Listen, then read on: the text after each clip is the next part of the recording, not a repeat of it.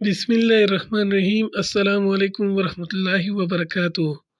سیدنا عبداللہ بن عمر رضی اللہ تعالیٰ عنہ سے مروی ہے کہ رسول اللہ صلی اللہ علیہ وآلہ وسلم نے فرمایا، ہر امت میں مجوسی ہوتے ہیں، اور میری امت کے مجوسی لوگ وہ ہیں جو کہتے ہیں کہ کوئی تقدیر نہیں ہے، اگر یہ لوگ بیمار پڑ جائے تو ان کی تیمارداری نہ کرنا، اور اگر یہ مر جائے تو ان کے جنازوں میں حاضر نہیں ہونا۔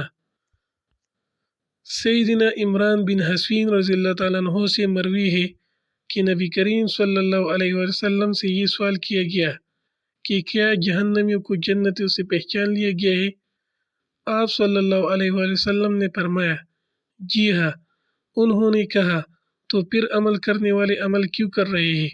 آپ صلی اللہ علیہ وسلم نے فرمایا، ہر کوئی وہی عمل کر رہا ہے جس کے لیے اس کو پیدا کیا گیا یا جو اس کے لیے آسان کر دیا گیا۔